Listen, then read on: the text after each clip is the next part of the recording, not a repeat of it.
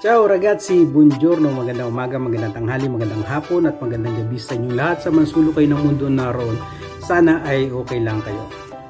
Ragazzi, dito sa video ito ay mapapanood nyo ang almost last part na ng paggawa ng bahay ni Tatay Joel. Dahil ay tapos na ang CR, ang flooring, ang pintura, ang kitchen, lahat ay kumpleto na. Ang bintana at ang buong paligid malinis na. So dito ay sa simula ng video, of course, yung habang ginagawa pa at hindi pa natapos, hanggang sa dulo na ito ay talagang tapos na at sina Tatay Joel ay dito na nag-i-stay sa bahay niya na bagong gawa. Although dito sa video ito wala pa itong makikita kayong mga gamit at abangan nyo na lang dun sa susunod natin iba pang video na sa paglagay natin ng mga furniture. So guys, panoorin nyo dahil siguradong magugustuhan nyo ang kinalabasan ng paggawa ng bahay ni Tatay Joel.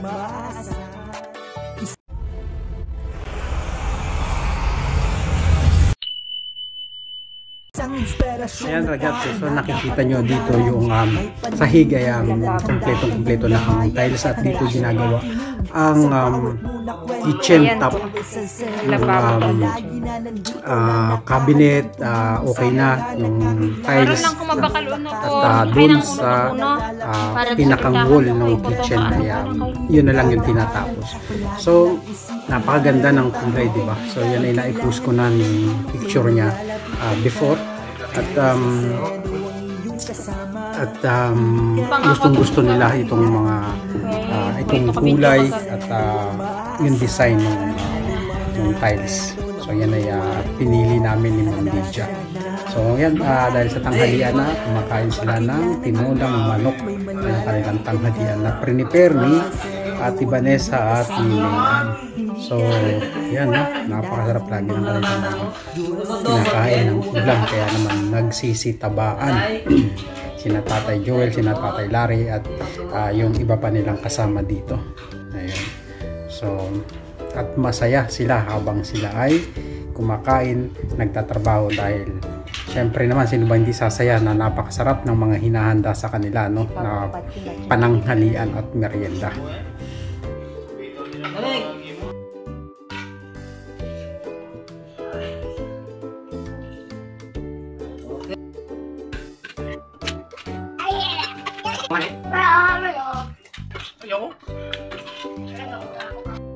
Napakagandang tingnan ng bahay ni Tatay Joel na may mga ilaw dito sa labas ng bahay, tapos nag-aagaw yung liwanag at dilim ng kapaligiran. So tingnan nyo, napakaganda nung contrast ng mga ilaw dun sa kulay ng bahay, pula, then medyo dilaw yung kulay ng ilaw, di ba? Berong puting-puti. So dito na lalong gumaganda yung bahay ni Tatay Joel. So ayan, at ipapakita sa atin na Tatay Joel ang loob ng bahay dito ay medyo malinis na, wala na masyado yung mga gamit na ginagamit sa pagtrabaho. So itong puti na to sa part na yan sa baba ay lalagyan pa yan ng lining na kulay blue para hindi siya masyadong white na white hanggang baba, para mas maganda siyang tingnan. So ang kitchen ayan, tapos na, di ba?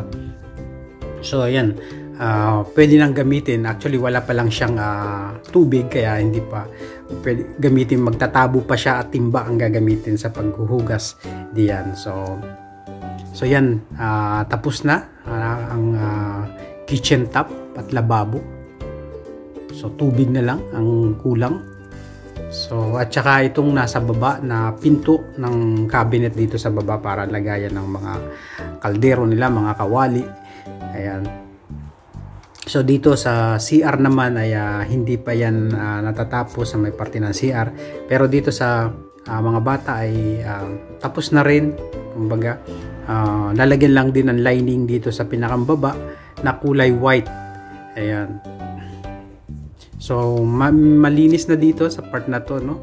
Wala masyadong tambak na sa mga ginagamit nila sa pagtatrabaho. Nandito lahat napunta sa kwarto ni Tatay Joel. Sa isang maliit na kwarto, nakatambak yung mga iba pang gamit na mga gagamitin dito sa CR. So nandiyan pa yung mga tiles na gagamitin para dyan sa CR nila, no? So yun yung laboratory. So dito napaka ano pa, no? Pangit pang tingnan dahil wala pang tiles. So abangan nyo lang yan at maya maya ay gagawin na rin nila yan.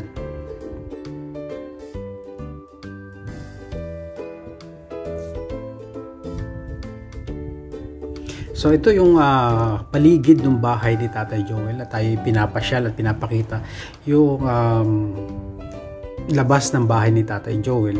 Ayan, napakaganda, ganda ng kulay sa labas, no, na bukas ang ilaw na nakikita, yung loob na may ilaw. So napakaliwanag, napakaliwalas. Ayan.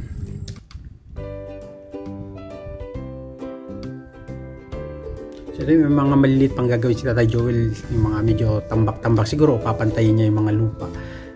So ayan, makikita mo na white dito sa likod ang pinakang pinto. Doon sa harap naman ay kulay pula. So ang ganda, no? Tingnan mo yung kwarto ni Tatay Joel, so na parang medyo yellow ang dating. Ayan.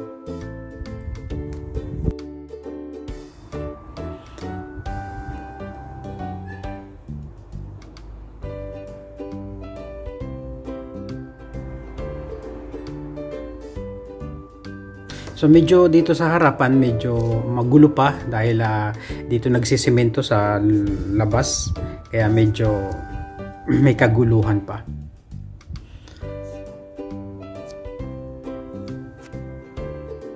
So kaya Tatay Joel, anong masasabi mo dito sa iyong bagong bahay? Una po, nagpapasalamat ako sa itaas, sa Panginoon Diyos. Hindi na kami binabayaan. Meron siyang tawin na to sa walang iba kundi si Ma'am Lydia, si Sir Joel. Ang tulungan namin at tulungan nila sa amin. Salamat! Salamat tulong niyo. Salamat, Sir. Ma'am. Okay po. Ayan. So ito uli ang natapos nung sumunod na araw dito sa paggawa ng bahay. So kung makikita nyo dito, meron ng lining yung baba ng wall paikot dito sa kabuuan ng bahay ni Tatay Joel, no? Dito makikita nyo may kulay blue, na yan ang mas pinili ko ng kulay para medyo tumerno naman din dun sa pinakang sahig. So dito ay ikinabit na nila ang pinto dito sa kwarto ni Tatay Joel, ang mga doorknob, at dito naman sa CR ay nalagyan na yung pinakang pagkakabitan ng laboratory o lababos dito sa CR. So yan, may tiles na din, may pagkakabitan na, at yung part panad na yun sa dulo, yung pinakang shower part na yun, shower side dun, yung dulo, yun yung kulang pa. So tsaka yan dito sa may harap. So abangan nyo yan at maya maya ay gagawin na rin nila yan. So ayan, no, yung lining lalong nagpaganda dun sa loob ng bahay, yung kulay blue na to. Para sa akin, ewan ko sa inyo kung ganun din.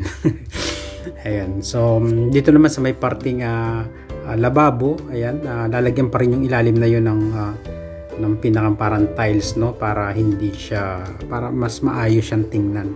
Yung kahit nasa loob siya ay pupuliduhin na rin ang gawa.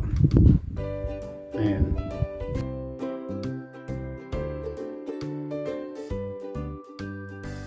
Lang kayo dito. Dito sa kwarto ng mga bata sa kulay blue nito, lalagyan din ng lining. Sa kabilang kwarto, bali maliit na lang yung laliningan nyo. Tapos yung CR, tatapusin na lang siya. Dahil hindi siya makikita.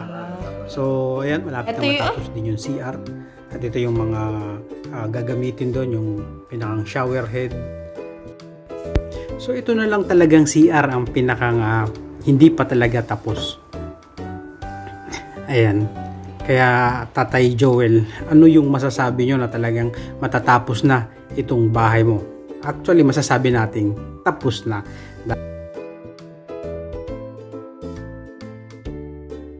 So Tatay Joel, masaya ka ba dahil tapos na ang bahay mo? Siyempre naman, natuwa ba ako? Dahil po ang bukas ng araw matatapos itong bahay. At maganda pa. Dahil po salamat sa kay Ma'am Lydia sa tulong niya. Kaya naman ng bahay ng bago. Maganda. Kaya sa inyo naman, salamat.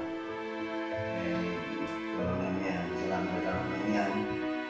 Sa hindi dahil sa iyo, hindi ako nakabahay. Hindi namin po sa iyo. Putang naman sa iyo. Itong bahay ko.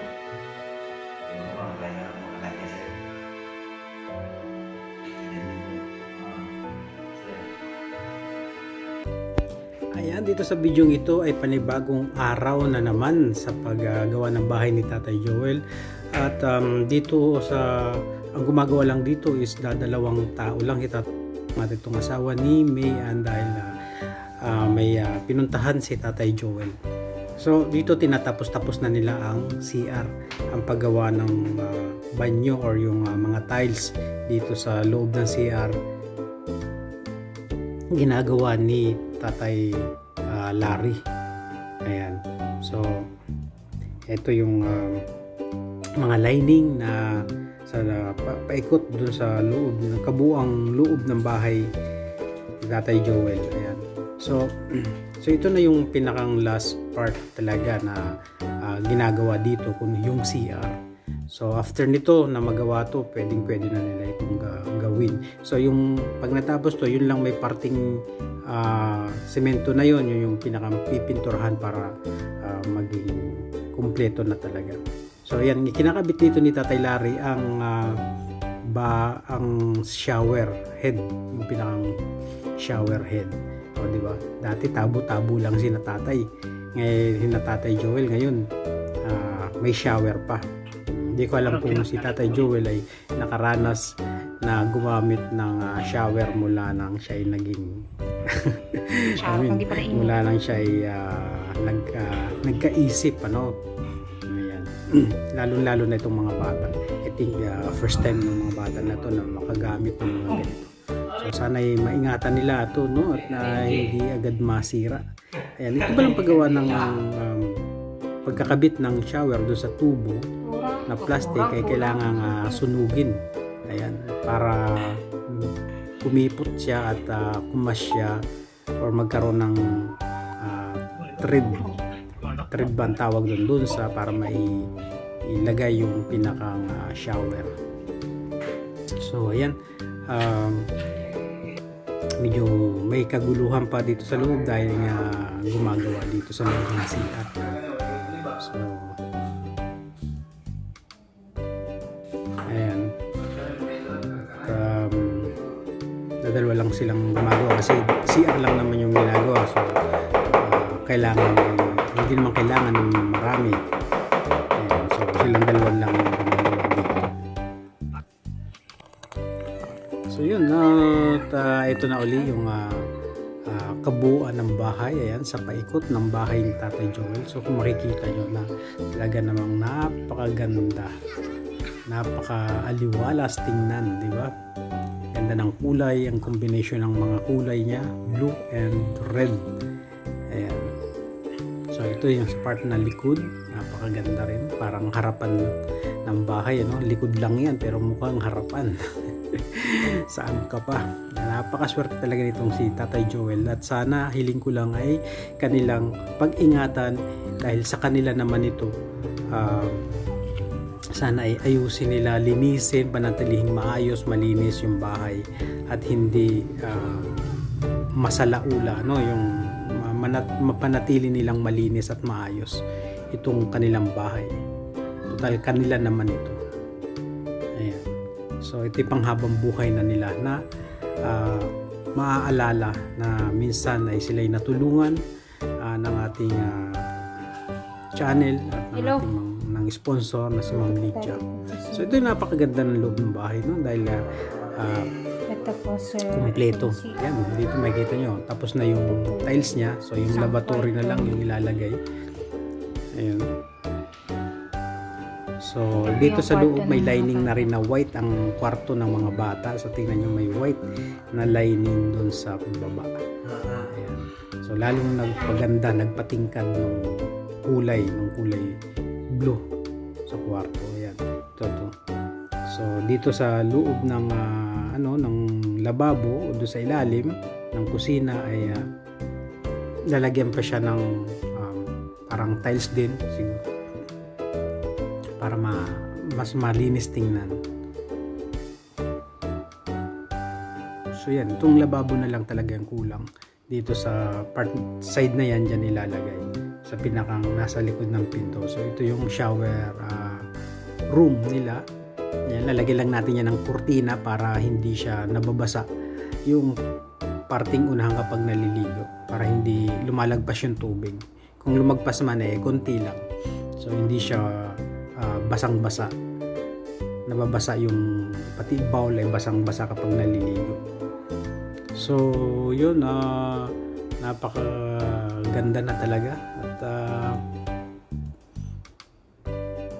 at ito na lang talaga ang kulang, ang CR. Ayan. Ito po, ayan po yung lababo. Ito po yung pintuan na ilalagay. Lalagyan pa po ulit yung test. May lain tao rin kung sa kapag hindi ka sa ligan naman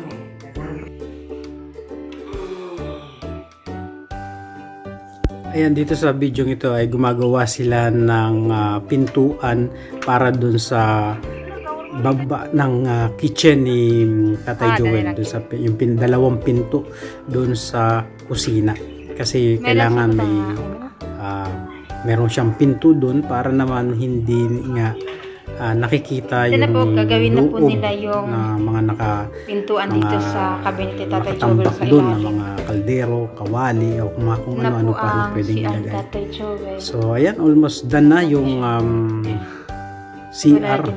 So yung part na yan, ito yan yung tinuturo nito, yan yung pipinturahan na lang at ilalagyan ng lababo o ng lavatory. So ayan, at kinakabit na nga Tatay Larry itong pintuan dito. Ayan, si Ate Vanessa naman ay naglilinis na doon sa kwarto na yun para matulugan na rin ito ng mga bata, no? So ayan, nililinis na niya ang buong kwarto, ang buong bahay. Actually, ang buong bahay ay nililinis na ni Ate Vanessa. Ayan, ito yung kwarto ni Tatay Joel, winawalisan. At para si Tatay Joel ay doon na rin matulog na malinis yung kwarto. Ayan. So ayan, ito na ang kabuuan ng bahay. Ayan, malinis na mga harap at paligid. Although may isang pala pa doon nakasandal. Ayan, ito na ang loob ng bahay na malinis na.